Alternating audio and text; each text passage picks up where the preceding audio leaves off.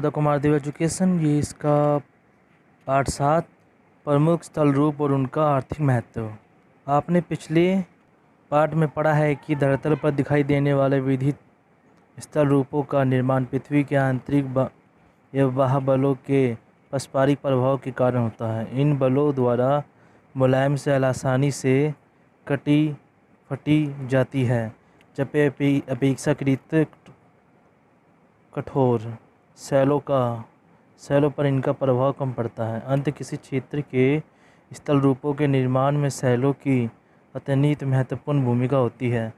पृथ्वी के आंतरिक बल धरातल और नियंत्रण ऊपर उठने में लगे रहते हैं, जबकि बाह्य बल, जिनके बारे में आप अलग पार्ट में पढ़ेंगे, उन उठे हुए भागों को काट फाड़ कर समतल बनाने में नियंत्रण कार्यशील रहते हैं। इन प्रकार बाह्य बलों अर्थात तल संतुलन के कारकों में लगातार क्रियाशील रहने के कारण विविध प्रकार के स्थल रूप बनते रहते हैं। धरातल में पाए जाने वाली 3 प्रमुख स्थल पर्वत, पठार और मैदान हैं। इस पाठ में पृथ्वी के प्रमुख स्थल रूपों और उनके आर्थिक महत्व के बारे में अध्ययन करेंगे। उद्देश्य: इस पाठ का अध्ययन करने के पश्चात आप धरातल पर पाए जाने वाले 3 प्रमुख स्थल रूपों में अंतर स्पष्ट कर सकेंगे। विभिन्न स्थल रूपों के बनने की प्रक्रिया को शिक्षित समझा सकेंगे। निर्माण क्रिया के आधार पर पर्वतों का वर्गीकरण कर सकेंगे। मानव के लिए पर्वतों की उपयोगिता बता सकेंगे। विभिन्न प्रकार के पाठकों की सूचना बना सकेंगे और उनके आर्थिक महत्व का वर्णन कर सकेंगे। मैदानों के प्रमुख प्रकारों को बता सकेंगे और मैदानों के मानव जीवन पर पड़ने वाले प्रभाव को समझा सकेंगे। संसार के रेखा मानचित्र पर प्रमुख पर्वतों, पठारों और मैदानों को दर्शा सकेंगे। पर्वत धरातल पर विद्यमान 3 विस्तृत स्थल रूप पर्वत, पठार और मैदान हैं, जो भूपट्टी के विरूपण का परिणाम है। इनमें से पर्वत सबसे रहस्यमय रचना है। पर्वतों द्वारा पृथ्वी की संपूर्ण सतह का 27% भाग घिरा हुआ है। पर्वत पृथ्वी की सतह के ऊपर उठे हुए वह भाग है जो आपस की भूमि से बहुत ऊंचे है, परंतु धरातल के सभी ऊपर उठे हुए भाग पर्वत नहीं कहलाते हैं। किसी भी स्थल रूप को पहचानने के लिए ऊंचाई और ढाल दोनों को सम्मिलित किया जाता है। इस नाते तिब्बत की ऊपर उठी हुई भूमि पर्वत नहीं कहलाएगी, यद्यपि उनकी ऊंचाई समुद्र तक से 4500 मीटर है। ये लगभग रखने योग्य बात है कि एक पर्वत शैली के बनने में लाखों वर्ष लगते हैं। इस लंबी अवधि के आंतरिक बल भूमि को ऊपर उठने में व्यक्त रहते हैं, तो इसके विपरीत बाह्य बल इस पर्वत उठी भूमि को काटने, छालने या अपराधित करने में जुड़े रहते हैं। माउंट एवरेस्ट जैसे ऊंचे एक पर्वत शिखर का निर्माण तब ही हो पाता है जब आंतरिक बलों का पर्वत निर्माणकारी या जमीन को ऊपर उठने वाले कार्य बाह्य बलों के अपरदन कार्य की अपेक्षा अधिक द्रुत गति से होता है। अंत पर्वत धरातल के ऊपर उठे हुए वह भूभाग है जिनके ढाल तीव्र होते हैं और समुद्र तल से लगभग 100 मीटर से अधिक ऊंचे होते हैं। पर्वतों की समुद्र की सतह से सामान्य ऊंचाई 1000 मीटर से अधिक मानी जाती है। स्थानीय उच्चवत लक्षणों में पर्वत ही एक ऐसा स्थल रूप है जिसके उच्चतम और निम्नतम भागों के बीच सर्वाधिक अंतर होता है। पृथ्वी के धरातल के ऊंचे उठे हुए भाग, जिनका शिखर 1000 मीटर से अधिक ऊंचा है, ढाल तीव्र हो तथा जिनके बनने में लाखों वर्ष लगे हो, पर्वत कहलाते हैं। पर्वतों का वर्गीकरण: निर्माण क्रिया और आधार पर पर्वतों को निम्न 4 भागों में वर्गीकृत किया जाता है: बलित पर्वत, खंड पर्वत, ज्वालामुखी पर्वत और अवशिष्ट पर्वत। बलित पर्वत। हम पिछले पार्ट में पढ़ चुके हैं कि पृथ्वी की आंतरिक हलचलों के कारण परतदार शैलों में पलन पड़ते हैं। पलित परतदार शैलों के ऊपर उठने के परिणाम स्वरूप बनी पर्वत श्रृंखलाओं को बलिश पर्वत कहते हैं। बलिश परतदार शैलों पर लाखों वर्षों तक आंतरिक क्षैतिज संपीड़न बल लगे रहते हैं तो वह मुड़ जाती है और उसमें ऊर्ध्वलन अथवा नतवलन पड़ जाते हैं। कला तंत्र में यह अपनीतियों और अवनीतियों के रूप में विकसित हो जाते हैं। इस प्रकार की हलचलें समय समय पर होती रहती है और जब वलित शैलों बहुत ऊंचाई प्राप्त कर लेती है तो वलित पर्वतों का जन्म होता है। स्पीडन बलों के परिणाम स्वरूप बनी बलत परतदार शैलों के ऊपर उठने से बलित पर्वत मानते हैं। एशिया के पर्वत, यूरोप में अल्प्स, उत्तर अमेरिका के रॉकी और दक्षिण अमेरिका में एंडीज संसार के प्रमुख वलित पर्वत हैं। चित्र 7.1 इन पर्वतों का निर्माण अत्यधिक आधुनिक पर्वत निर्माणकारी युग में हुआ। अंत यह सभी नवीन वलित पर्वतों के नाम से जाने जाते हैं। इसमें से कुछ पर्वत शैलियाँ जैसे हिमालय पर्वत अब भी ऊपर उठ रहे हैं। रॉकी पर्वतमाला, एंडीज, अपलीशियन एटल्स, सुकेवियन पर्वत, एटलस, यूरल पर्वत, न्यूकल्सन हिमालय जिसका अभी भी विकास चल रहा है, ग्रेट डिवाइनिंग रिज। चित्र 7.1 संसार के प्रमुख वलित पर्वत।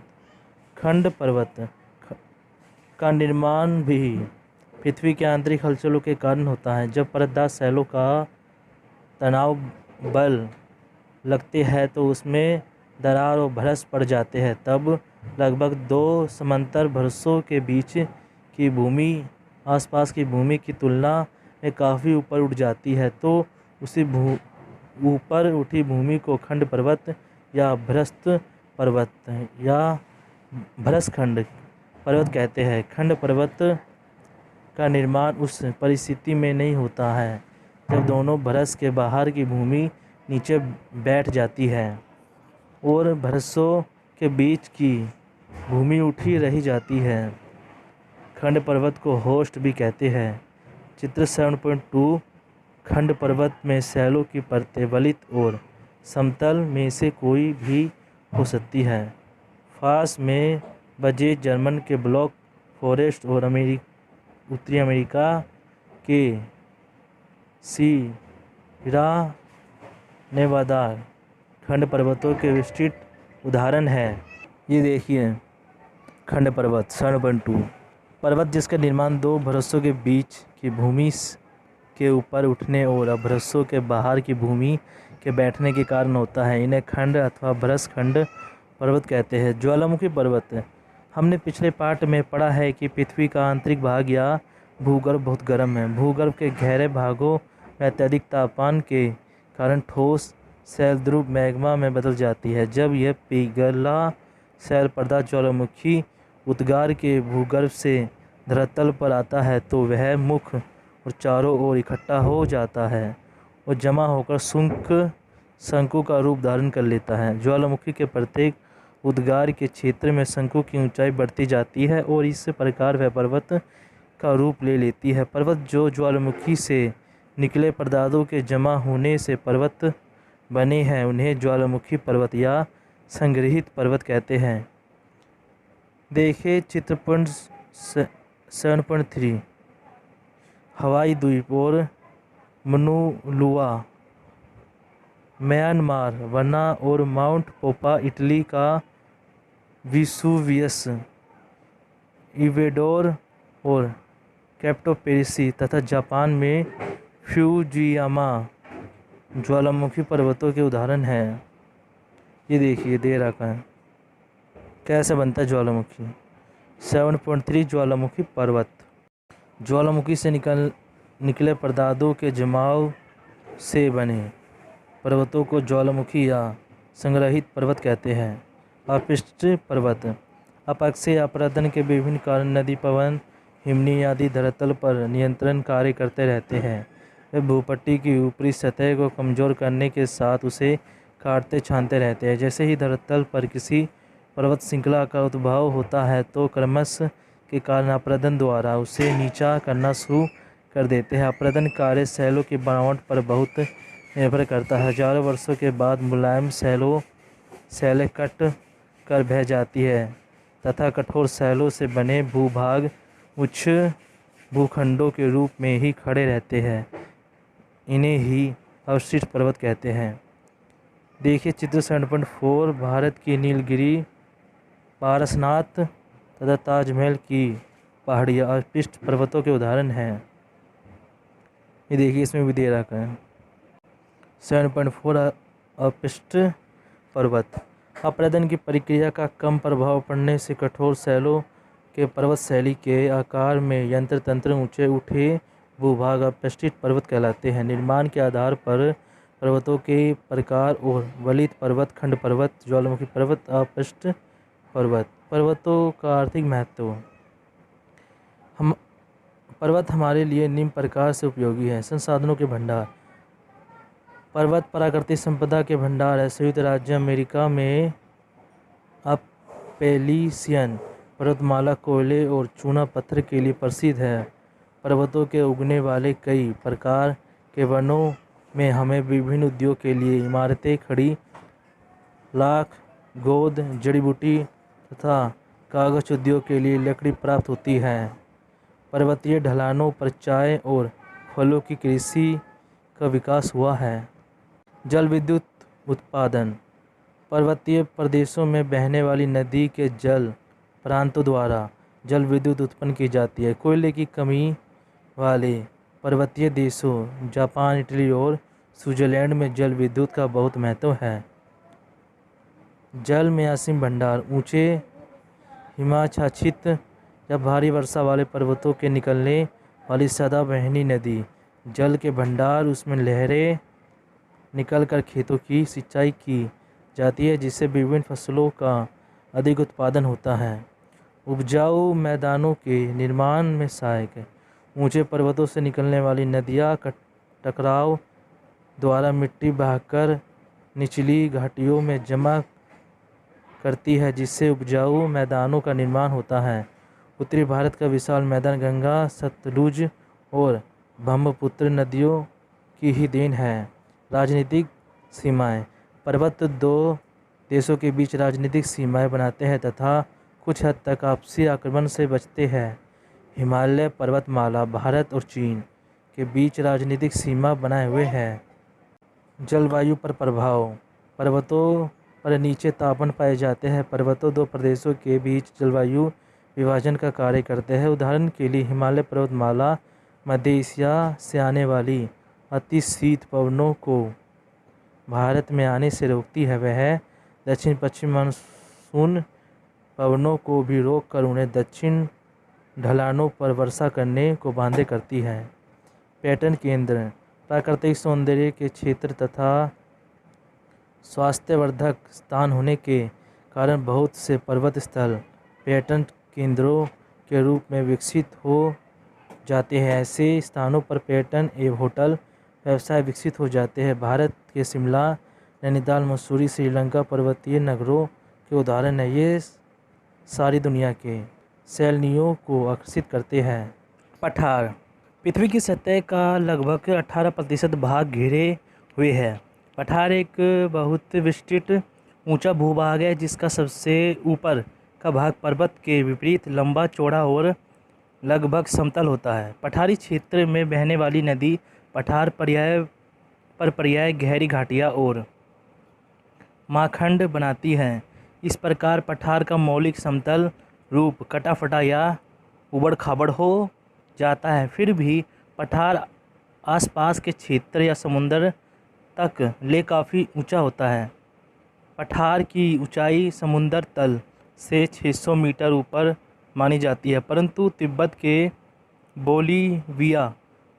बोलीविया जैसे पठार समुद्र तल से 36,600 मीटर से भी अधिक ऊंचे हैं। पठार आसपास की भूमिका से ऊंचा उठा हुआ है। वह विस्तृत भूभाग है। इसका विस्तृत लगभग समतल होता है, जिसके किनारों का ढाल कभी कभी बिल्कुल खड़ा होता है। पठारों का वर्गीकरण भौगोलिक स्थिति एवं संरचना के आधार पर पठारों एवं 3 श्रेणियों में बांटा जा सकता है। अंतर पर्वतीय, गिरिपद पठार, महाद्वीपीय पठार। जिमा पर्वतीय श्रेणी देख सकते हैं, ये अंतरा पर्वतीय पठार और ये पर्वत पठार, अंतर है तीनों में। चित्र 7.5 अंतर पर्वतीय पठार। अंतर पर्वतीय पठार चारों ओर से ऊंची पर्वत श्रृंखलाओं से पूरी तरह या आंशिक रूप से घिरे भूभाग को खतरा पर्वतीय पठार कहते हैं। ऊर्ध्वाधर हलचलें लगभग क्षैतिज स्तरों वाली शैलों के बहुत बड़े भूभाग को समुद्र तल से हजारों मीटर ऊंचा उठा देती है। संसार के अधिकांश ऊंचे पठार इसी श्रेणी में आते हैं। इसकी औसत ऊंचाई 3000 मीटर। तिब्बत का विस्तृत एवं 4500 मीटर ऊंचा उठार ऐसा ही एक उदाहरण है। ये वलित पर्वत जैसे हिमालय, काराकोरम, निक्युलुन तहसीन से 2 और से अधिक हुआ है। कोलोराडो दूसरा चिक परिचित उदाहरण है, जो 1 किलोमीटर से अधिक ऊंचा है, जिसे नदियों कोलोराडो, कैरियन तथा अन्य महाखंडों को काट कर बना दिया है। मॉस्को, बोलिविया, ईरान और हंगरी इसी प्रकार के पठार के अन्य उदाहरण हैं। गिरिपद पीरामठ पठार पर्वत के पदों में स्थिर अवस्था पर्वतमाला से जुड़े हुए पठारों को, जिनके दूरी और मैदान या समुद्र हो, गिरिपद पठार कहते हैं। इन पठारों का क्षेत्र प्रायः कम होता है। इन पठारों का निर्माण कठोर शैलों से होता है। भारत के मलबा पठार, दक्षिण अमेरिका के पैटागोनिया का पठार, जिसके एक और एंटार्कटिक महासागर और संयुक्त राज्य अमेरिका का एलिसियन पर्वत और एंटार्कटिक तटीय मैदान के बीच एलिसियन पठार इसके उदाहरण हैं। ये किसी कम बहुत ऊंचे थे, परंतु अब अपरदन के बहुत से कारकों द्वारा घिस दिए गए हैं। इसकी कारणवश इन्हें अपरदन के पठार भी कहा जाता है। महाद्वीपीय पठार धरातल एक बहुत बड़े भाग के ऊपर उठने या बड़े भूभाग पर लावा के परतों के काफ़ी ऊंचाई तक जाने से महाद्वीपीय पठारों का निर्माण होता है। महाराष्ट्र का लावा पठार, उत्तर पश्चिमी संयुक्त राज्य अमेरिका के स्नेक नदी पठार इसी प्रकार के पठारों के उदाहरण हैं। इनको संप्रेषण के पठार भी कहते हैं। महाद्वीपीय पठार अपने आसपास के क्षेत्रों तथा समुद्र तक से स्पष्ट ऊंचे उठे दिखते हैं। इस प्रकार के पठारों का विस्तार सबसे अधिक है। भारत का विशाल पठार, ब्राज़ील का पठार, अरब का पठार, स्पेन, ग्रीनलैंड का अंटार्कटिक के पठार, अफ्रीका तथा ऑस्ट्रेलिया के पठार महाद्वीपीय पठारों के उदाहरण हैं। पर्वत, गिरिपद पठार, समुद्र। चित्र 7.7 महाद्वीपीय पठार चारों ओर से ऊंची श्रृंखलाओं से घिरे पठारों को अंतर पर्वतीय पठार कहते हैं। धरातल के विस्तृत भूभाग के ऊपर उठने अथवा लावा के परतों के जम जाने से पठार महाद्वीपीय पठार कहते हैं। पर्वत की तिलहटी में स्थित पठार के जिनके दूसरी ओर समुद्र या मैदान हो, गिरिपद पठार कहते हैं। मानव जीवन में पठारों का महत्व। लंबे समय से लगातार अपरदन के कारण पठार के तल प्रायः असमतल हो गए हैं, जिनके कारण यहाँ आवागमन के साधनों तथा जनसंख्या का प्रत्येक विकास नहीं हो पाता। फिर भी पठार मानव के लिए उपयोगी है। पठारों में मानव जीवन को विभिन्न प्रकार से प्रभावित किया है। खनिजों के भंडार। विश्व के अधिकांश खनिज भंडारों से ही प्राप्त होते हैं। जिन खनिजों पर हमारे उद्योग कच्चे माल के लिए निर्भर है, पश्चिमी ऑस्ट्रेलिया के पठार में सोना, अफ्रीका के पठार में तांबा, हीरा और सोना तथा भारत के पठार में कोयला, लोहा, मैंगनीज और अभ्रक के विशाल भंडार। जल विद्युत उत्पादन। पठारों के ढालों पर नदियाँ जल प्रांत बनती है। ये जल प्रांत विद्युत उत्पादन के आदर्श स्थल है। ठंडी जलवायु। उष्णकटिबंधीय क्षेत्रों को पठारों के ऊंचे गर्म ठंडी जलवायु के कारण यूरोपवासियों को आकर्षित करते रहे, जहाँ रहकर उन्होंने अर्थव्यवस्था का विकास किया। उदाहरण दक्षिण और पूर्व अफ्रीका। पशुचारण की उपयोगिता। पठारी भाग पशुचारण के लिए बहुत उपयोगी है। ये भेड़ बकरियों के पालन के लिए बहुत उपयोगी है। भेड़ बकरियों से वस्त्रों के लिए ऊन और भोजन के लिए दूध और मांस की प्राप्ति होती है। लावा से बने पठार उपजाऊ और अंत उन पर अन्य पठारों की अपेक्षा कृषि का अधिक विकास हुआ। पठार अपने खनिज पदार्थों एवं उनके आसानी से दोहन के लिए महत्वपूर्ण है। जल विद्युत उत्पादन के लिए अनुकूल है। उनकी उपयुक्त जलवायु और कभी कभी उपजाऊ मृदा पशुपालन और कृषि के लिए सहायक है। मैदान। धरातल पर पाई जाने वाली समतल स्थल कृतियों में मैदान सबसे अधिक महत्वपूर्ण है। अति मंद ढाल वाले लगभग सपाट या लहरिया निम्न भूमि को मैदान कहते हैं। मैदान धरातल के लगभग 55% भाग पर फैले हुए हैं। संसार के अधिकांश मैदान नदी द्वारा लाई गई मिट्टी से बने हैं। मैदानों की औसत ऊंचाई लगभग 200 मीटर होती है। नदियों के अलावा कुछ मैदानों का निर्माण वायु, ज्वालामुखी और हिमनी द्वारा भी होता है। अति मंद ढाल वाली लगभग सपाट और लहरिया निम्न भूमि को मैदान कहते हैं। मैदानों का वर्गीकरण। बनावट के आधार पर मैदानों का वर्गीकरण निम्न प्रकार है। संरचनात्मक मैदान, अपरदन द्वारा बैन मैदान, निरपेक्षण द्वारा बने मैदान। संरचनात्मक मैदान। इन मैदानों का निर्माण मुख्यतः सागरीय तल अर्थात महाद्वीपीय निगन तत्व के उत्थान के कारण होता है। ऐसे पर्याय सभी महाद्वीपों के किनारों पर मिलते हैं। मास्को की खाड़ी के सारे फैला संयुक्त राज्य अमेरिका का दक्षिण पूर्वी मैदान इसका उदाहरण है। पूर्व के नीचे धंसने के कारण ये संरचनात्मक मैदान का निर्माण होता है। ऑस्ट्रेलिया के मध्यवर्ती मैदान का निर्माण इसी प्रकार हुआ है। अपरदन द्वारा बने मैदान। पृथ्वी के धरातल पर निरंतर अपरदन की प्रक्रिया चलती रहती है, जिसे दीर्घकाल में पर्वत तथा पठार, नदी, पर्वत और हिमनी जैसे कारक द्वारा घिस कर मैदानों का परिणत हो जाते हैं। इस प्रकार बने मैदान पूर्ण समतल नहीं होते। कठोर सैलों के टीले बीच बीच में खड़े रहते हैं। उत्तरी कनाडा एवं पश्चिमी साइबेरिया का मैदान। अपरदन द्वारा बने मैदान। अपरदन द्वारा बने मैदानों का संपर्य भूमि पेनी प्लेन भी कहते हैं। निरपेक्षण द्वारा बने मैदान।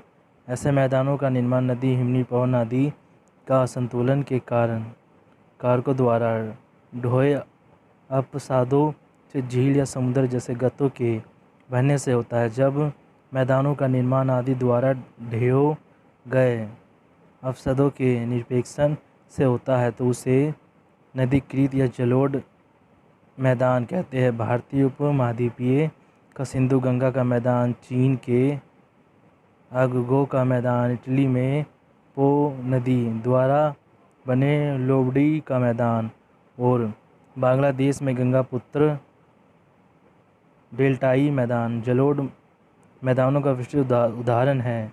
जब मैदानों का निर्माण झील के अवसादों के निरपेक्षण से होता है तो उसे साइबेरिया झील मैदान कहते हैं। कश्मीर और मणिपुर की घाटियाँ भारत में साइबेरिया मैदानों के उदाहरण हैं। जब मैदान का निर्माण हिमनी द्वारा ढोए गए पदार्थों के निरपेक्षण से होता है तो उसे हिमनीकृत या हिमोड मैदान कहते हैं। कनाडा तथा उत्तरी अमेरिका, यूरोप के मैदान हिमनीकृत मैदानों के उदाहरण हैं। जब निरपेक्षण का मुख्य कारक पवन होती है, लोएस मैदान बनते हैं। उत्तरी पश्चिमी चीन के लोएस मैदान का निर्माण पवन द्वारा उड़कर लाए गए सूक्ष्म धूल कण के निरीक्षण से हुआ। महाद्वीपीय निरीक्षण तक के उत्थान अथवा भूमि के नीचे धंसने के कारण बने मैदान संरचनात्मक कहलाते हैं। पर्वत और पठारों के लंबे समय तक अपरदन से बने मैदान अपरदन जनित मैदान या समपर्य भूमि कहलाती है। नदी, हिमनी, पवन आदि तल संतुलन के कारणों द्वारा ढोए पदार्थों जलाव से बने मैदानों को निरपेक्षण द्वारा बने मैदान कहते हैं। निरपेक्षण द्वारा बने मैदानों के प्रकार जलोढ़ मैदान, सावेरी मैदान, हिमनीकृत मैदान और लोएस मैदान। मैदानों का आर्थिक महत्व। मैदानों ने मानव जीवन को निम्न प्रकार से प्रभावित किया है। उपजाऊ मृदा। मैदानों की मृदा सबसे अधिक उपजाऊ तथा गहरी होती है। समतल होने के कारण सिंचाई के साधनों का प्रत्येक विकास हुआ है। इन दोनों के कारण मैदानों में कृषि सर्वाधिक विकास है, इसलिए मैदानों को संसार का अन्न भंडार कहा जाता है। उद्योगों का विकास। समतल उपजाऊ एवं सिंचाई की सुविधा के कारण मैदानों में कृषि प्रधान उद्योग का विकास हुआ है, जिससे लोगों का रोजगार मिलता है तथा राष्ट्रीय उत्पादन तथा प्रति व्यक्ति आय बढ़ती है। अधिक जनसंख्या के कारण कृषि तथा उद्योगों के लिए सस्ते श्रमिक मिल जाते हैं। यातायात की सुविधा। मैदानों का तल समतल होने के कारण यहाँ आगमन के साधनों, रेल मार्गों, सड़कों, हवाई अड्डों आदि का बनना सुविधाजनक होता है। सभ्यताओं के केंद्र। मैदान प्राचीन एवं आधुनिक सभ्यताओं के केंद्र है। विश्व की प्रमुख नदी घाटी सभ्यताओं का उद्भव मैदानों में ही हुआ है। सिंधु घाटी की सभ्यता और नील घाटी सभ्यता के उदाहरण हैं। नगरों की सभ्यता। रेल, सड़क आदि नदियों द्वारा यातायात की सुविधाओं तथा कृषि और उद्योग के विकास ने नगरों की स्थापना और विकास को प्रोत्साहित किया। मैदानों में विश्व के सबसे विकसित व्यापारिक नगर और पत्तन स्थित है। रोम, टोक्यो, कोलकाता, न्यूगन, रंगून, कानपुर तथा पेरिस आदि नगर मैदान में ही स्थित है।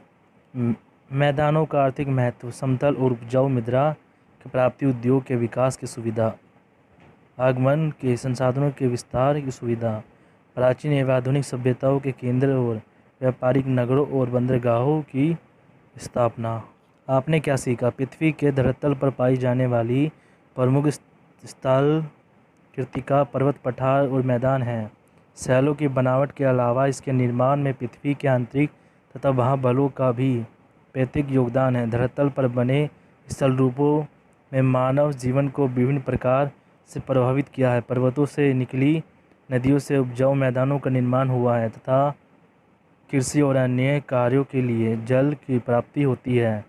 पठारों को खनिज पदार्थों का कोष कहा जाता है। इससे प्राप्त खनिजों को हमारे अनेक उद्योग निर्भर है। इन सब के अलावा मानव निवास और जनसंख्या धरातल भी स्थल रूपों द्वारा प्रभावित होते हैं। मैदानों से अधिक संख्या में लोग निवास करते हैं तथा जनसंख्या वृद्धि एक समस्या बन गई है। पठारों तथा पर्वतों पर धरातल के असमतल और कम उपजाऊ होने के कारण जनसंख्या का घनत्व कम पाया जाता है।